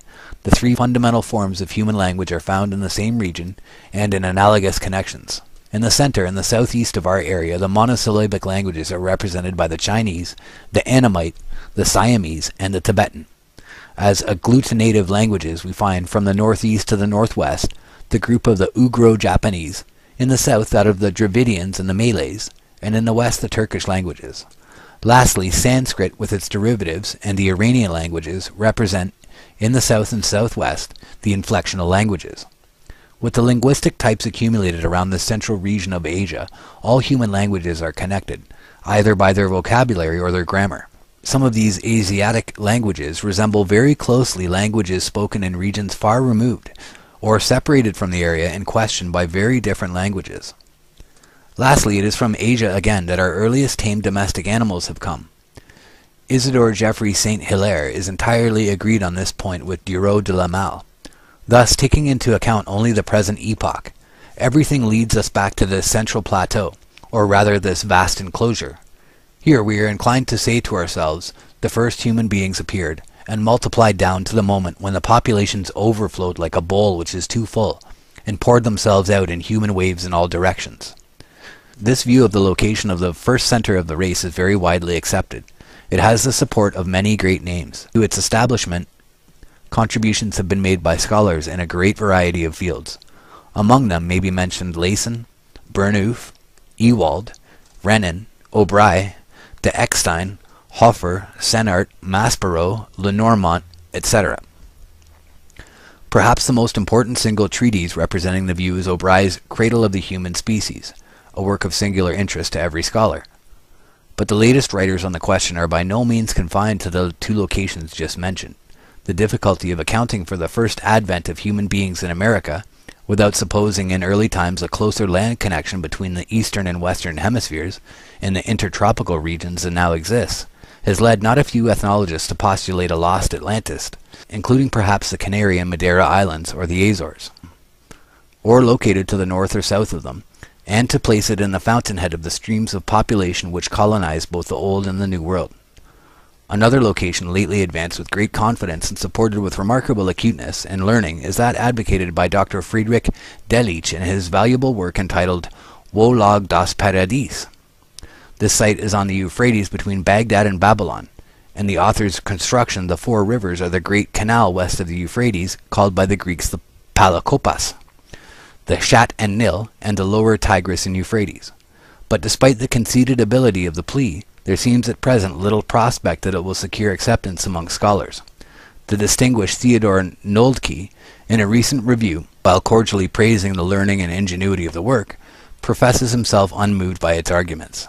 Similarly, a critic in this country writes, "Unfortunately for the theory so powerfully advanced, almost all the linguistic evidences by which it is supported are still of doubtful value. The etymology of the Babylonian names in most cases, and the reading in some, being disputed by high authorities in this obscure field of inquiry. Were the linguistic points proved, it would be hard to resist the power of the argument, in spite of various difficulties arising from the scanty text of Genesis itself. As it is, although all other solutions of the knotty biblical problem may be subject to still graver objections, the following questions militate too strongly against Professor Delitzsch's solution. Why, if the stream of Eden be the middle Euphrates, is it left unnamed in the narrative? Though it is certain that the Hebrews were perfectly familiar both with the middle and the upper course of that river. Why, if the Pison and Gihon designate the canals Palakopas and Shat and Nil, are they said to compass the lands which the canals only traverse? If the lower Tigris be meant by the Hiddekel, why is this river described as flowing in front of Assyria, which lay above the central Mesopotamian lowland asserted to be Eden? How should a writer familiar with the whole course of the Tigris deem its lower part a branch of the Euphrates? Why should Cush, a name which commonly designated Ethiopia, have been used by the narrator in a sense in which it nowhere else occurs in the scriptures, without the least further definition? Why, on the other hand, is Havilah, if the Arabian borderland so well known to the Hebrews to be meant, so fully described by its products? Who tells us that the gold, the bdellium, and the shoham of Babylonia were also characteristic of the adjoining Havilah? But whether these objections, in the present stage of Assyriological studies, be fatal to the theory of Professor Delitzsch or not, we have no hesitation in saying that his dissertation, amplified as it is by the supplementary treatises on the ancient geography and ethnology of the Mesopotamian and neighboring countries of Canaan, Egypt, and Elam, is a perfect treasury of knowledge, made most accessible by excellent indexes, and probably the most brilliant production in all biblico-Assyriological literature. At the present writing, the latest monograph upon the subject is the one just published in the Revue de l'Histoire des Religions, from the pen of M. Beauvoir. This locates the Eden of ethnic traditions in America, and ascribes to the Celtic race no small influence upon the Greco-Roman mythology in the development of such ideas as those pertaining to the gardens of the Hesperides, the Isles of the Blessed, etc. The site advocated is not new, though the line of argument is fresh and scholarly. The hypothesis that the cradle of the race is to be sought in America has before found advocacy at the hands of J. Klaproth, Gobineau, and others. That this, however, is not to be the last and only word on the subject is evident from the fact that, in a huge work just from the press, an English writer says, "If there be an earthly original for the heavenly Eden, it will be found in equatorial Africa, the land of seething, swarming, multitudinous, and colossal life. This was the world of wet and heaven of heat, the land of equal day and dark, that supplied the two truths of Warti, Egyptian, the top of the world, the very nipple, the kapah, of the breast of earth, which is there one vast streaming fount of moisture quick with life. So surely as a topographical Meru is found in Habesh, so surely is the earthly paradise the original of the mythical which was carried forth over the world by the migrations from Cam, to be found there, if at all." In fine, so resultless seem all discussions and investigations in this field that in his work on the Patriarchs of Humanity, Dr. Julius Grill, like Noldke, prefers to locate lost paradise in Utopia, and to deny it all historic reality. Evidently the naturalists and the ethnologists, the comparative mythologists, and Kulturgeschichtschreiber have not yet solved the problem. Their mother region of the human race is as elusive and protean as are any of the terrestrial Edens of theology, or of legend, or of poetry. Thus far, then, all search has been fruitless. Paradise is indeed lost. The explorer cannot find it. The theologian, the naturalist, and the archaeologist have all sought it in vain. Representative voices out of every camp are heard confessing utter ignorance as to the region where human history began. The problem, says Professor Ebers, remains unanswered. End chapter 3. Chapter 4. Part 2. A new hypothesis. The hypothesis and its admissibility, its effect upon the problem, and its solution. When Newton said, hypotheses non fingo, he did not mean that he deprived himself of the facilities of investigation afforded by assuming in the first instance what he hoped ultimately to be able to prove. Without such assumption, science could never have attained its present state. John Stuart Mill. In scientific investigations, it is permitted to invent any hypothesis, and if it explains various large and independent classes of facts, it rises to the rank of a well-grounded theory. Charles Darwin. Chapter 1. The Hypothesis. The golden guess is morning stall to the full round of truth. Tennyson. From the foregoing chapters it would seem as if nearly every imaginable site for the Gan Eden of Genesis had been proposed, examined, and found unavailable. One, however, remains, a region of rarest interest in astronomical, physical, and historical geography, the natural center of the only historic hemisphere. Considering the fascination of the subject, and the inexhaustible ingenuity that has been expended upon it, it seems remarkable that it should be left to the closing years of the 19th century to bring forward and seriously to test the proposition that the cradle of the human race, the Eden of primitive tradition, was situated at the North Pole, in a country submerged at the time of the deluge. This is the hypothesis which it is proposed in the following pages to examine, and according to the evidences to adjudge. We propose to make the test both strict and comprehensive. Hypothesis, however promising, must be brought face to face with reality. Ours, like its numberless predecessors, must be rejected if the solid facts of any of the following sciences show that it is inadmissible. General geogony, or the science of the origin of the earth, is point 1. Point 2. Mathematical or astronomical geography, particularly its teaching as to the inhabitableness or uninhabitableness of the circumpolar region with respect to light. Point 3. Physiographical geology, particularly its teachings as to the probability or improbability of the former existence and subsequent submersion of a circumpolar country. Point 4. Prehistoric climatology, particularly with reference to the temperature at the pole at the time of the beginning of human history. Point 5. Paleontological botany. Point 6. Paleontological zoology. Point 7. Paleontological anthropology and ethnology. And point 8. Comparative mythology viewed as the science of the oldest traditionary beliefs and memories of mankind.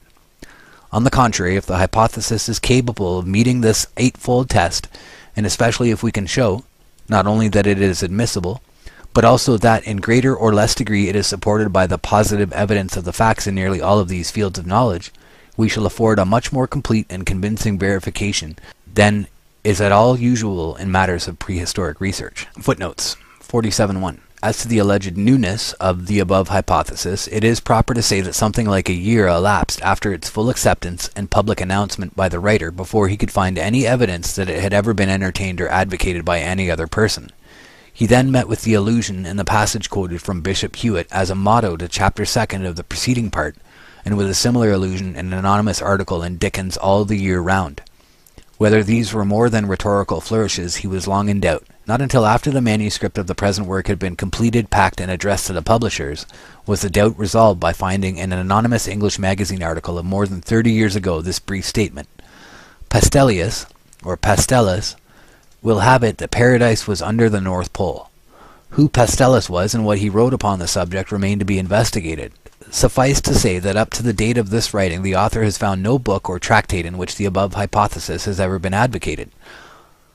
This fact renders some of the mottos prefixed to the chapters farther on remarkably significant and impressive. In many cases their authors express truths which they themselves did not perceive. Chapter 2. Important new features at once introduced into the problem of the site of Eden. Significance of these for a valid solution. A quote from John Stuart Mill. Quote, "It appears then to be a condition of a genuinely scientific hypothesis that it be not destined always to remain an hypothesis, but be certain to be either proved or disproved by that comparison with observed facts which is termed verification. Verification is proof. If the supposition accords with the phenomena, there needs no other evidence of it." John Stuart Mill. It is evident, on a moment's thought, that our hypothesis immediately and materially modifies the whole problem of the location of paradise. Given a prehistoric circumpolar continent at the North Pole, as the cradle of the race, what must have been marked and memorable features of that primitive abode? 1. To the first men there would have been but one day and one night in a year. 2. The stars, instead of seeming to rise and set, would have had an apparently horizontal motion round and round the observer from left to right. The pole, the unmoving center point of the heavens, directly overhead, would naturally have seemed to be the top of the world, the true heaven, the changeless seat of the supreme, all-ruling God. And if, accordingly, through all the long lifetime of the antediluvian world, the circumpolar sky was to human thought the true abode of God, the oldest post-diluvian peoples, though scattered down the sides of the globe half or two-thirds the distance to the equator, could not easily have forgotten that at the center and true top of the rotating sky was the throne of its great Creator, and that there, in the far north, was the sacred quarter of the world.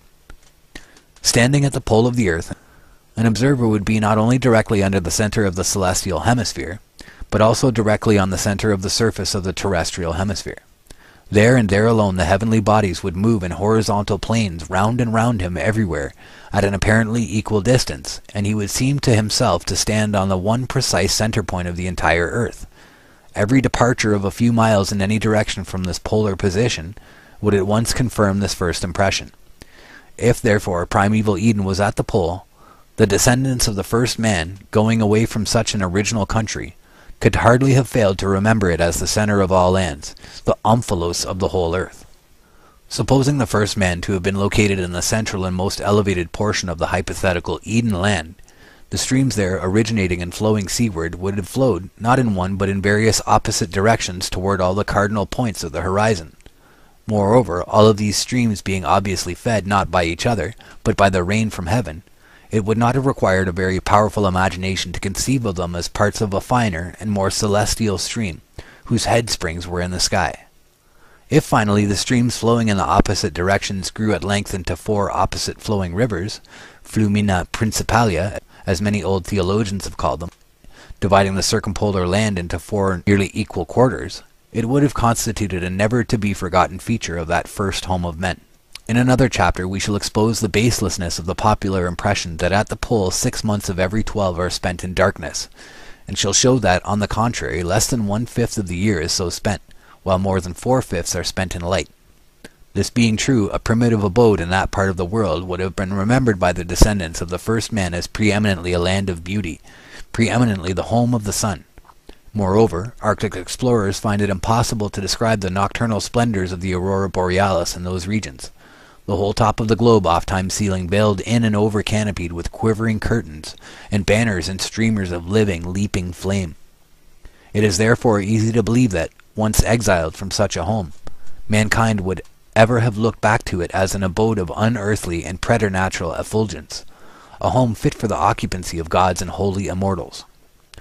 Finally, point 7, assuming the prevalence of an equable tropical temperature, we find the biological conditions of the region, such as the extraordinary prevalence of daylight, the intenser terrestrial magnetism, and the unparalleled electric forces which feed the northern lights, all combining to raise a high probability that if ever such a land as we have supposed existed, it must have presented forms of life surpassing those with which we are familiar, a flora and fauna of almost unimagined vigor and luxuriance of development.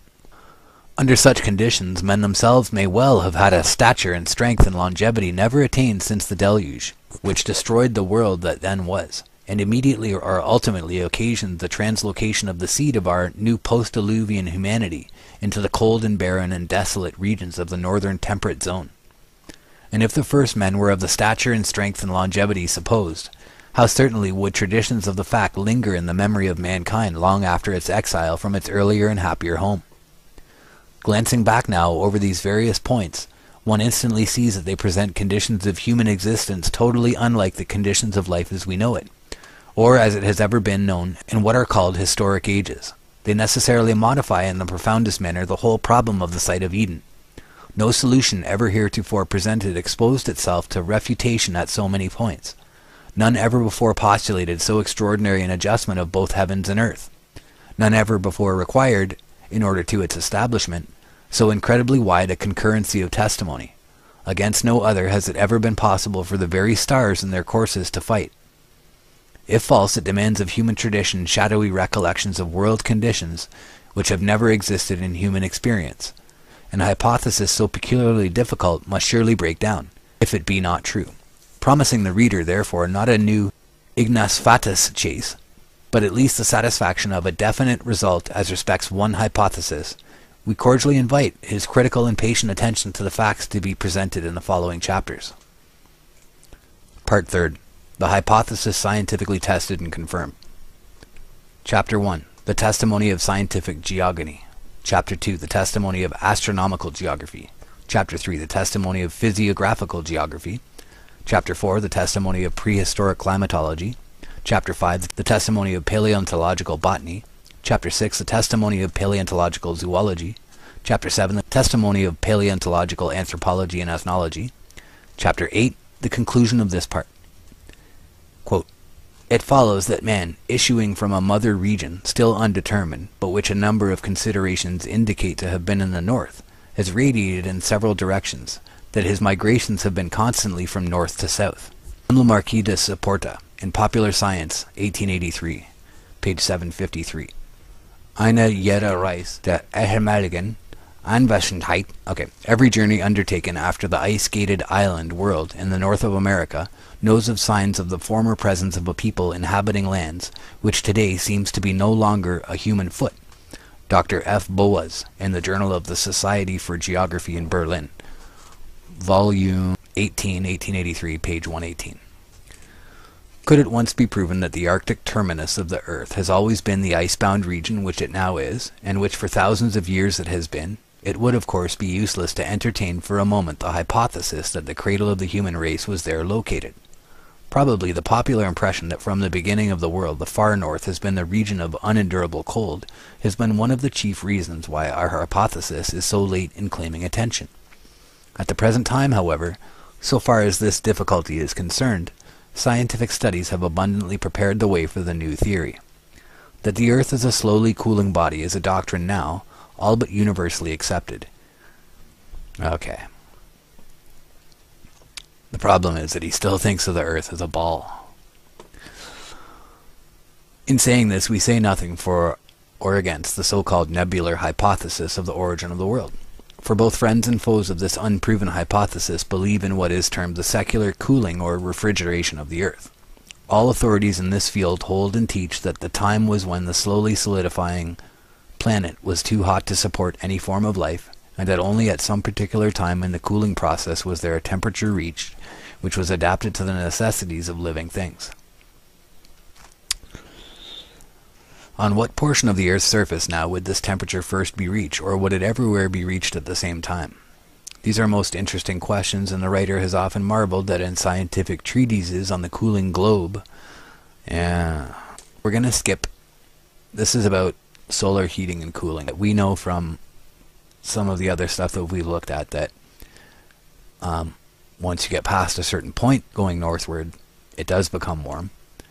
And the reason that I think that is, as mentioned in other texts, is that there's actually warm air blowing down from the heavens above. So I'm going to skip this part entirely, because that's all that it is. It talks about the cooling of the Earth mass. And it has absolutely no bearing. So we're going to skip that chapter. The testimony of astronomical geography. The nights are never so dark at the pole as in other regions, for the moon and stars seem to possess twice as much light and effulgence. In addition, there is a continuous light in the north, the varied shades and play of which are amongst the strangest phenomena of nature, from Rambossen's astronomy. The fact which gives the phenomena of the polar aurora its greatest importance is that the earth becomes self-luminous, that, besides the light, which as a plane it receives from the central body, it shows a capability of sustaining a luminous process proper to itself. From Humboldt. We are apt to think of an unbroken night of 6 months at the pole. Eminent scientific authorities speak as if this conception were correct. Thus, Professor Geikie, in his admirable New Manual of Geology, writing of the Arctic flora of the Miocene age, says, "When we remember that this vegetation grew luxuriantly within 8 degrees and 15 minutes of the North Pole, in a region which is in darkness for half of the year, we can realize the difficulty of the problem in the distribution of climate which these facts present to the geologist." In like manner, Sir Charles Lyell, discussing the question of the possibility of whales reaching the supposed open sea at the pole, says, "They could pass under considerable barriers of ice, provided there were openings here and there, and so they may, perhaps, reach a more open sea near the pole, and find sustenance there during a day of more than 5 months' duration."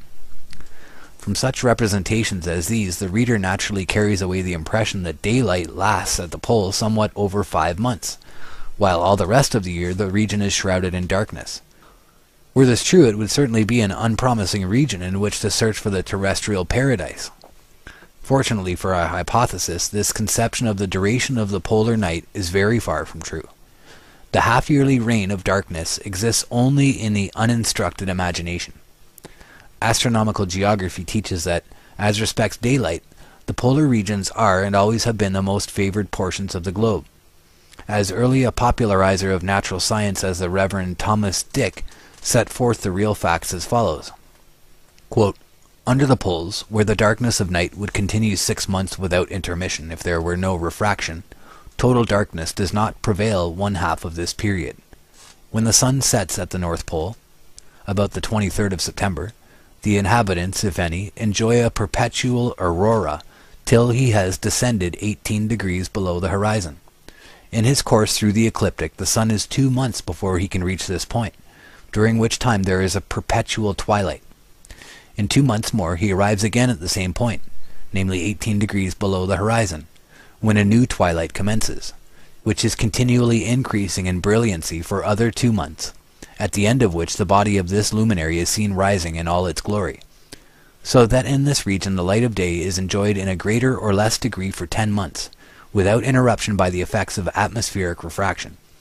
And during the 2 months when the influence of the solar light is entirely withdrawn, the moon is shining above the horizon for 2 half months without intermission, and thus it happens that no more than 2 separate fortnights are passed in total darkness, and this darkness is alleviated by the light of the stars and the frequent coruscations of the aurora borealis.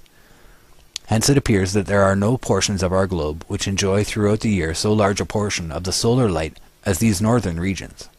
Striking as is this account of the polar day, it is noteworthy that experience has repeatedly shown that the actual duration of light in high latitudes exceeds even the calculations of the astronomers.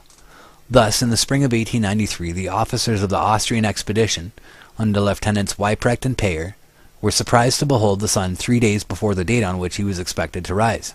A late writer thus states the case. In the latitude of 79 degrees 15 minutes north, in which the Tegethoff was lying, the sun ought to reappear above the horizon on the 19th of February, but, owing to an effect of refraction, due to the low temperature prevailing, minus 30 degrees, the explorers were able to salute its rays 3 days earlier. Lieutenant Payer's own account is as follows. Though the sun did not return to our latitude, 78 degrees 15 minutes north, 71 degrees 38 minutes east, or longitude, till the 19th of February, we were able to greet his beams 3 days previous to that date, owing to the strong refraction of 1 degree in 40 minutes, which accompanied a temperature of minus 30 degrees. Still more remarkable was the experience of Barentz's Arctic expedition almost 300 years ago. Dr. Dick alludes to it as follows.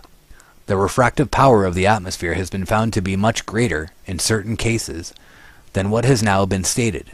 In the year 1595, 1596 and 7, a company of Dutch sailors having been wrecked on the shores of Novaya Zemlya, and having been obliged to remain in that desolate region during a night of more than 3 months, it was a little less than 3 months, beheld the sun make his appearance in the horizon about 16 days before the time in which he should have risen according to calculation, and when his body was actually more than 4 degrees below the horizon.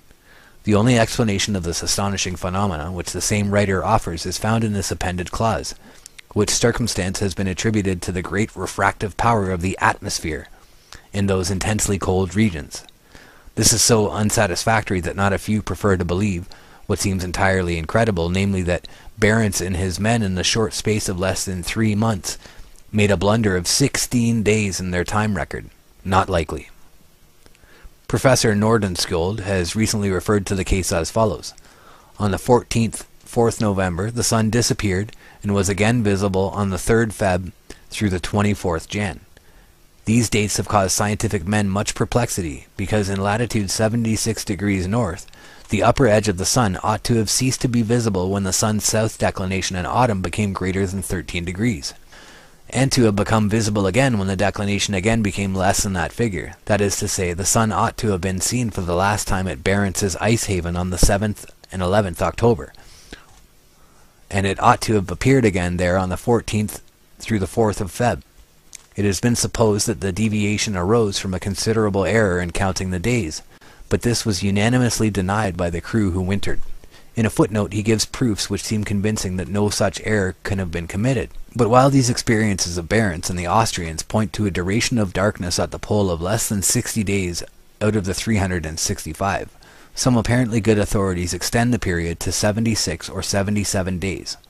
Thus Captain Bedford Pym of the Royal Navy of Great Britain makes the following statement. On the 16th of March the sun rises, preceded by a long dawn of 47 days, namely from the 29th of January, when the first glimmer of light appears.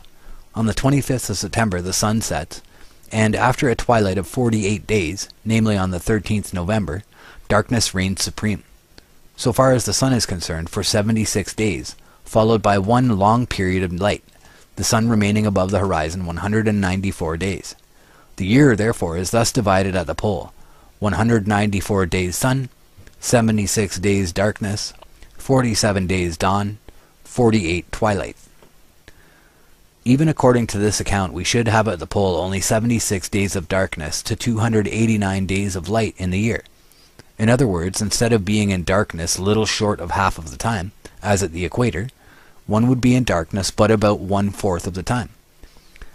As far as light is concerned, therefore, even on this calculation, the polar region is twice as favorable to life as any equatorial region that can be named. But whence this discrepancy amongst the astronomers? Why should some of them make the polar night 16 days longer than others?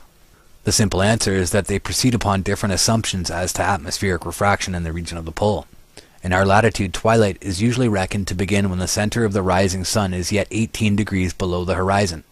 Starting with this as the limit and counting sunrise and sunset to be the moments when the sun's upper limb is on the horizon, we arrive at the division of the polar year given by Captain Pym. But astronomers say that in England, twilight has been observed when the sun was 21 degrees below the horizon. To be entirely safe, some have therefore taken 20 degrees as the limit of solar depression, and reckoning with this datum, instead of the 18 degrees before mentioned, have found that at the pole the morning twilight would begin January 20th, and the evening twilight would cease November 21st. This would make the period of darkness but 60 days, and the period of light 305. Thus a difference of only 2 degrees in the assumed limit of solar depression at the beginning and end of the twilights makes the difference of 16 days in the supposed duration of darkness, which of the two calculations, writes an eminent American mathematician, is the more correct is known, I imagine, by no one. To us in the present discussion, the discrepancy is of very little moment.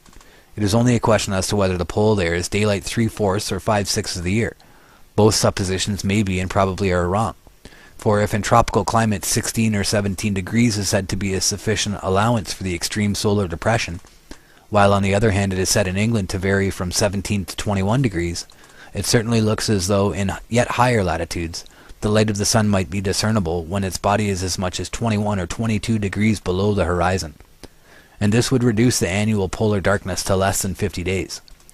This supposition is rendered the more probable by the fact that, while the expeditions already alluded to have found much more of daylight than their astronomical calculations had led them to expect, we have no offsetting accounts where the sun was weighted in vain. The final and authoritative settlement of the question can be reached only by actual observation. Among the fascinating problem whose solution awaits the progress of Arctic exploration, we must therefore place the scientific determination of the unknown duration of the polar day. In view of the foregoing, we are certainly safe in conceiving of the polar night as lasting not over 4 fortnights. During 2 of these, as Dick reminds us, the moon would be walking in beauty through the heavens and exhibiting all her changing phases of loveliness in unbroken successions.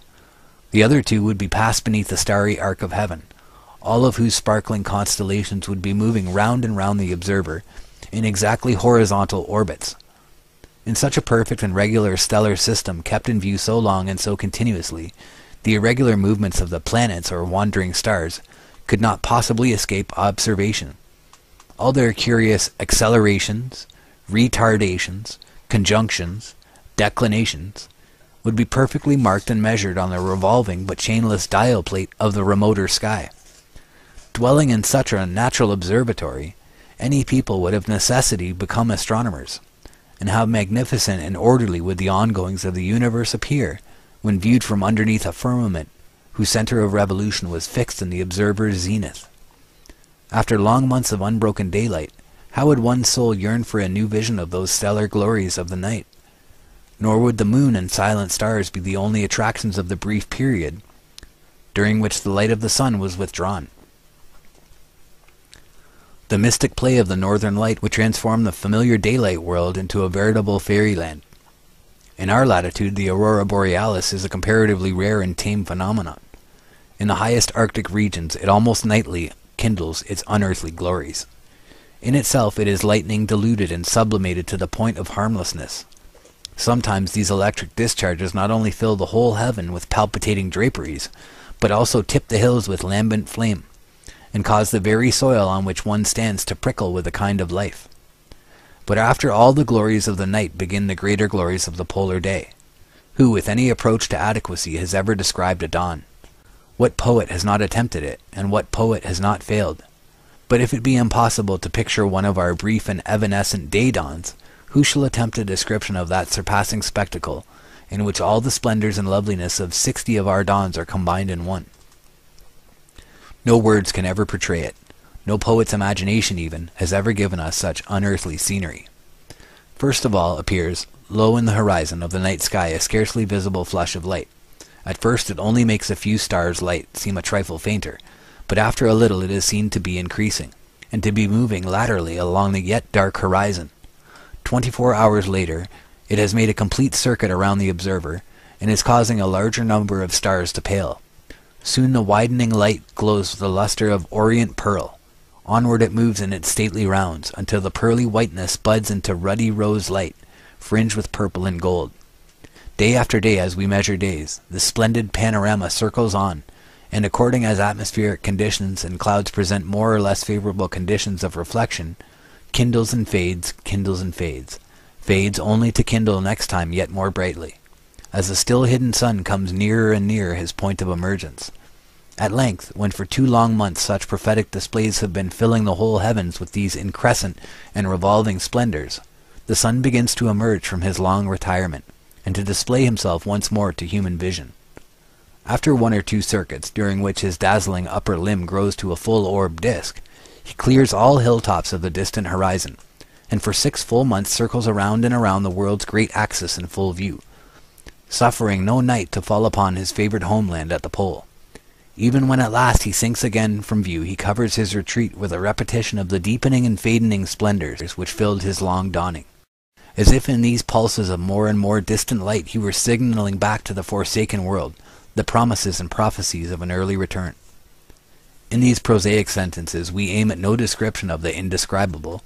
We only remind ourselves of the bald facts and conditions which govern the unpicturable transformations of each year-long polar night and day. Enough, however, has been said for our purpose. Whoever seeks as a probable location for paradise the heavenliest spot on earth with respect to light and darkness, and with respect to celestial scenery, must be content to seek it at the Arctic Pole. Here is the true city of the sun. Here is the one and only spot on earth, respecting which it would seem as if the Creator had said, as of his own heavenly residence, there shall be no night there.